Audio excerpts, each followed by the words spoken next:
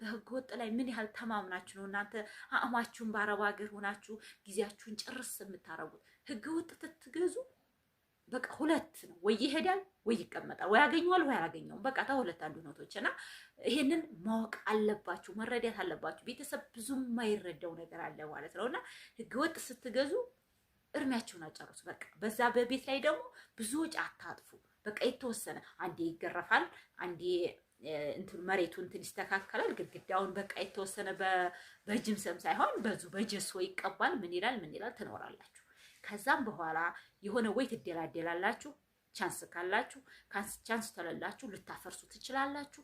ወይ ተዟዟር አለወጉ ነው የሰራው ይላል መንግስት። የሆነ ነገር ይመጣል። በህገወጥ ላይ ህገወጥ ይዛችሁ ዝም ብላችሁ እናንተ ስኖሩ የሆነ ችግር እንደሚመጣ መተማመን አለባችሁ።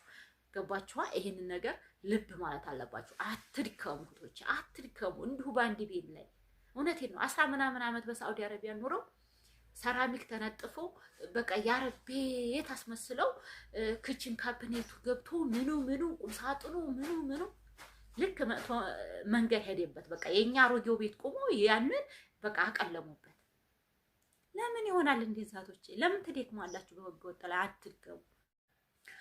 አሰላሙ አለይኩም ወራህመቱላሂ ወበረካቱ። ውድና እየተከበራችሁ የቻናሌ ቤተሰቦች እንዴት ናችሁ? ባይቦቼ ከኔ ጋር አልሐምዱሊላህ ሁሉም ሰላም ነው። ሰላማችሁ ብዝት ይበልልኝ። ዛሬ ደግሞ በአዲስ ቪዲዮ መጥቻለሁኝ።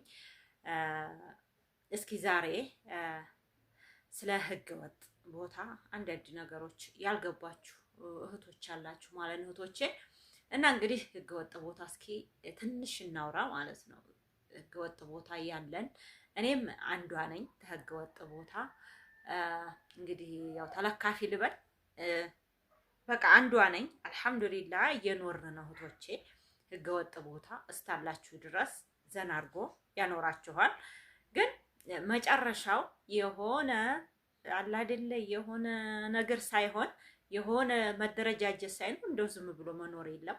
እና ደግሞ ሌላኛው ደግሞ አመለካከቴ ማለት ነው እህቶቼ በማየው በዚሁ በሰፈርም ውስጥ በአንዳንድ ቦታዎች በማየው ህገወጥ ቦታ ይዛችሁ ህገወጥ ቤት ሰርታችሁ በጣም ብዙ አመት በዛ በቤት ላይ ብዙ ወጭ የምታወጡ እህቶች አላችሁ። እውነቴን ነው የምላችሁ፣ በጣም ነው የሚገርመኝ ማለት ነው። እኔ እዚህ ቦታ ላይ 2000 ነው እየገዛ ነው 2000 ላይ ገዝተን 2002 ላይ ነው የተሰራው ማለት ነው። እንግዲህ ከተሰራ 16 አመት። አሁን ደግሞ መስከረም ሲጀመር መስከረም 2019 19 አመት ሊሆነው ነው አይደለ? 2000 ላይ ነው የተገዛው ማለት ነው። ይሄው እስካሁን ድረስ ህጋዊ አልሆነም። ገባችሁ? ህጋዊ አልሆነም። በእርግጥ ያልሆነበት ምክንያት አለው።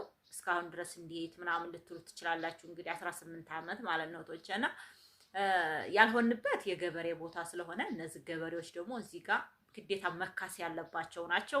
መንግስት ደግሞ እንግዲህ ካሱንና እንለቃለን ወይም ካሱንና አዝመራችንን እናነሳለን። ባህር ዛፍ የሚሆን ማንጎ የሚሆን ማንኛውም ነገር አለ ማለት ነው ገበሬ። መንግስት ደግሞ ከየት አንጥቶ ይክሳል ማለት ነውና ዝም አለ። በቃ ዝም አለ፣ ጉዳያችሁ ነው ብሎ እኛንም ዝም አለን። ልክ ገበሬው እምቢ ሲል እኛም እስካሁን ድረስ እየኖር ነው ማለት ነው። የገበሬ ቦታ ማለት ወይም አረንጓዴ ደብተር ያለው ሰው በህግ መብቱ የተጠበቀ ነው። ይሄንን እንትን በሉ ማለት ነው፣ ልብ ማለት አለባችሁና አንዳንዶቹ አሁን ለታ በለቀቁ ቪዲዮ በዚህ በቦራ ሜዳ ምሪት ላይ በጣም ብዙ ልጆች እዛ ቦታ ላይ የማውቃቸው ማለት ነው 3 አሉ ተኔ ዘመዶች ራሱ ማለት ነው እዛ ጋር ቤት የሰሩ 2 ቤት ያልሰሩ፣ ሌሎችም ደግሞ ቦታውን ገዝተውት እንትን ምንድነው ለሌላ መጠቀም የያዙት ለከብት ያለ አይደል ሳሩን የሚያጭዱ ለመኖ እየፈለጉ አሉ ማለት ነውና ብዙ ሰዎች ተዛ ቦታ ገዝተዋል ማለት ነውና ቤትም ቦታ ገዝተው እዛ ቦራ ሜዳ ላይ እዛ ተመሩ አሁን ተመራበት ላይ በዚህ ሰው እዛ ላይ ቤት የሰሩ አልፎቶች እዚህ ጋር ቤት የተሰራበት አንዷ ዘመዴ 7 አመት ይበልጣታል እዛ ቦታ ላይ ተገዛችውና እንግዲህ ቤት ሰርታበታለች።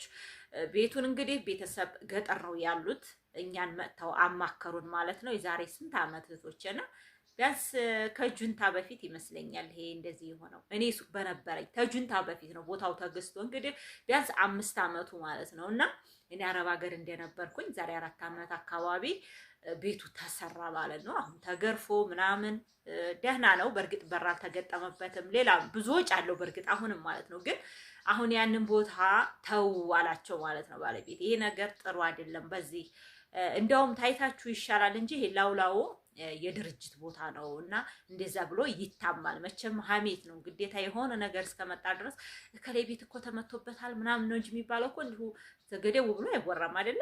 ኢትዮጵያ እንደኛ በቃ በዚህ በሀሜት እንትን ያለ ነው የታወቀ ነው ማለት ነው። የከላይ ቤት እኮ ተመቶበታል፣ የከላይ ቦታ ያገኘዋል፣ በቃ እንደዚህ እንላለን ማለት ነው። እና ይሄ ነገር እንደዚህ ተብሎ ይባላል እና አትግዙ ሲላቸው እዛ ቦታ ላይ ገዙ። እሺ ገዟል።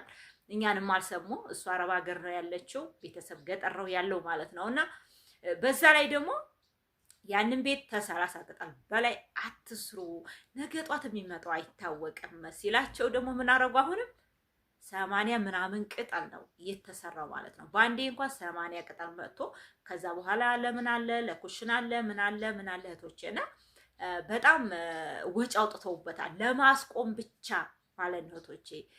በጣም ሁለተኛ ግርፍ አሁን ተገርፎ የጭቃው በጣም ቀድሞ ብዙ ወጪ አውጥተዋል ማለት ነው። የገጠር ሰው እንግዲህ ያው አላደል የሆነ አባባልን ነው የሚፈልገው።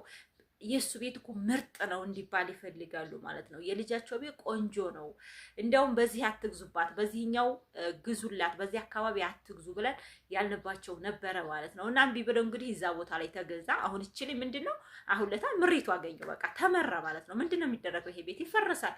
ሌላ ምንም ነገር የለውም። በተለይ መንገድ እዚህ ምሪቱ ውስጥ መንገድ ካለበት ምንም ነገር እንትን የሚላቸው እንኳ የለም። ሌላ ቦታ እንኳ ይቀይራቸው ማለት ነው። አጋጣሚ አሁን ሲለካ እንግዲህ ቤቱ መንገድ ላይ ካልሆነ እንትን ላይሆን ይችላል።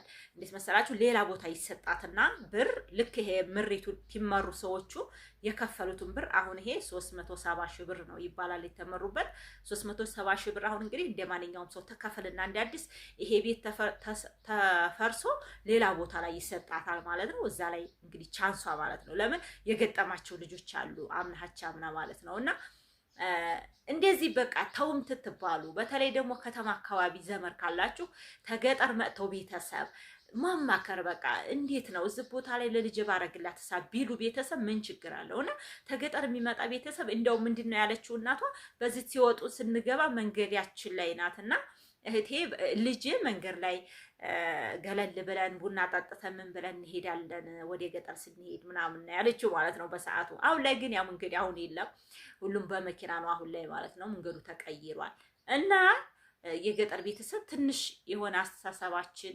ይጎዳናል ማለት ነው ለኛ ለልጆቹ። ሌላኛው ደግሞ እንግዲህ እንደዚሁ ደግሞ አንዲት ምንድን ያለች ኮምቦልሻ ህገወጥ ቦታ 6 ወር ይሆነዋል 750 ሺህ ገዝቼው አለች። 750 ሺህ ገዝቼው 450 ሺህ ብር ሰጥቼው 350 ሺህ ብር ገና ነው ህጋዊ አድርጎ እስከሚሰጠኝ ድረስ አልሰጠሁትም በውላችንና አለች እህታችን ማለት ነው ኮሜንት ላይና። አሁን ይሄ የምትዩ ቦታ ልክ እንደኔ ነው ወይ አለችና ብዙ የማያውቋሉ ስለ ህገ ወጥ ቦታና ስለ ሂደቱ ማለት ነው እህቶችና ብዙም አናውቅም። እንደዚህ የሆነ እንዴት ነው ማለትን ማለት ነውና 750 ሺህ ብር እንግዲህ ተጋስታችሁ እንዴት አድርጎ ህጋዊ አድርጎ ይሰጣል? እውነቴ ነው የምላችሁ ህጋዊ እሱ አይደለም። ይሄ እኮ ህጋዊ የዛሬ 10 ዓመት ይሁን ነገ ይሁን የዛሬ 6 ወር የዛሬ 2 ዓመት አይታወቅም። እሱ አሁን ጠብቂ ብሏል ማለት ነውና ህጋዊ አድርጎ እንዴት ነው የሚሰጠው? ህጋዊ ማድረግ ከባድ ነው። በእርግጥ ባለ አረንጓዴው ደብተር ይችላል ህጋዊ ማድረግ ጊዜ ካመጣለት ማለት ነው። ቻንሱ ከመጣ ማድረግ ይችላል። ግን እንዴት መሰላችሁ ሊኖር ይችላል። በቃ መንግስት እጅ የገባ ነገር መጓተት ይወራል። የሆነ ወሬ ይወራና ጸጥ ይላል ማለት ነው። እንደዛ ነው። እና አሁን እቺን እንግዲህ ተስፋዋ በቃ ወይ አሰራበትም ህጋዊ እስከሚሆን እየጠበቀኝ ነው። ህጋዊ ወደፊት ላይሆን ይችላል። ምርት ሊመራበት ይችላል። እና እንደዚህ በቃ አንዳንዴ በሞኝነት ማሰብ የለባችሁም። ብልጣ ቤተሰብስ እንዴት 700 ሺህ ብር ገዝቼው ህጋዊ አርጎ ይሰጠኛል ብዬ እንዴት አስባለሁ ማለት ነውና 200 ምናምን ሺህ ብር ገዝቼው አለች ጓደኛዬ ማለት ነው። ወዲ ቀጤ ማለት ነው እንግዲህ ታቋታላችሁ እህታችንንና እህታችን ሀዲያ ማለት ነውና ምንድነው ያለችው? ወንድሜ ህጋዊ ሊሆን ነው ቶሎ ክፈዩ ቦታውን ትለኝ ጭራሽ ህጋዊ ሊሆንልኝ ነው ብዬ ነበር ያሰብኩት። ለካሱ አባባሉ ሌላ የኔ የተረዳሁት ሌላ። ህጋዊ ሆኖ ያ ቦታ ልክ እንደዚህ ምሪት ተደርጎበት ሰውየው በካሬ ምሪት ይመጣ የገዛችውን ቦታ ምሪት መጣ። ልክ አሁን እንደ ቦራ ሜዳው ማለት ነው። ከዛ በካሬ አስቦ ግማሹን ነው ይሰጣል። ለምሳሌ 300 ሺህ ብር ገዝታው እንደሆነ 150 ሺህ ብር ነው የሚሰራ። 150 ሺህ ብሩ ደግሞ የራሱ ማለት ነው። እህቶችና ህገ ወጥ ላይ ሊጥልም ይመቻል፣ ሊያነሳም ይመቻል። በመጀመሪያ ህጋዊ ያነሳኛል ማለት ወዲያው ገዝታችሁ ወዲያው የምትሸጡት ተሆነ ወዲያው ታተረፋችሁ። የሚቀመጥ ተሆነሳ ወደፊት የሚመጣው አይታወቅም። ያንን የያዛችሁትን ቦታ ወይ ቤትም ስሩበት፣ ባዶም ይሁን መንግስት ለሆነ ነገር ይፈልገዋል።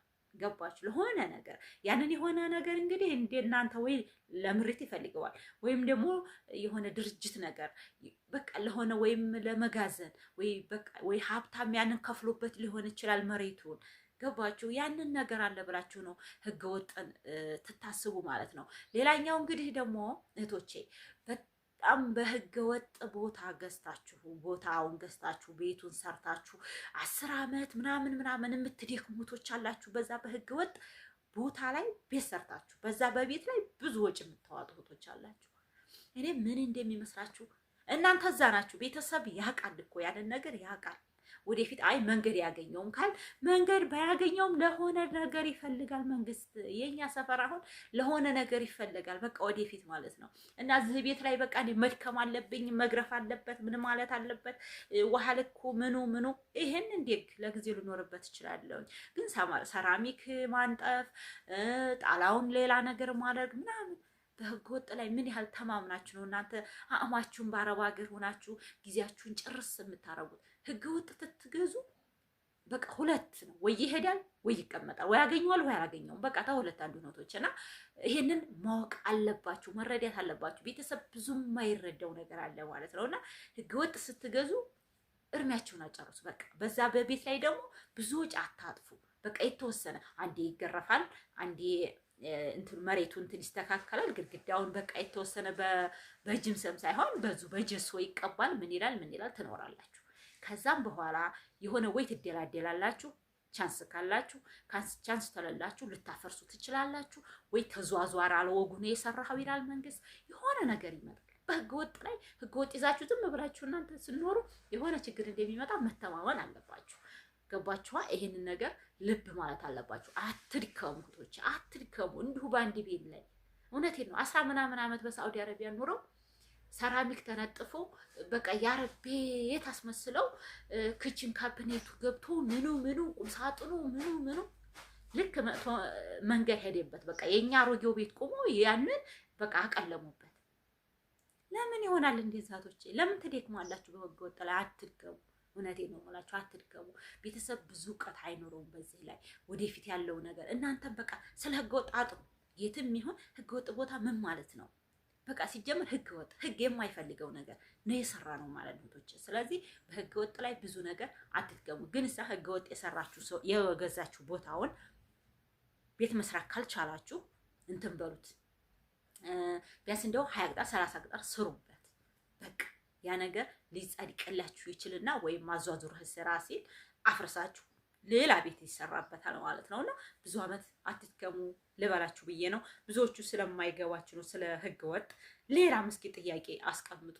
ያልገባችሁ ነገር ካለ የተሳሳኩትም ነገር ካለ ይሄን ነገር እኮ ተሳስተሻል ብላችሁ ጻፉልኝ ኮሜንት ላይ እሰራበታለሁ ማለት ነው። እህቶቼ ሰላማችሁ ብዝት ይበልልኝ። አዲሱ ሰፈር አለችኝ ሀይቅ ላይ እንግዲህ አዲሱ ሰፈር የሚባለው አንዲት እህታችን ስለ አዲሱ ሰፈር ዝም አላችሁ ምናምን ብላኝ ነበርና ስለ አዲሱ ሰፈር የት አካባቢ ያለ ነው?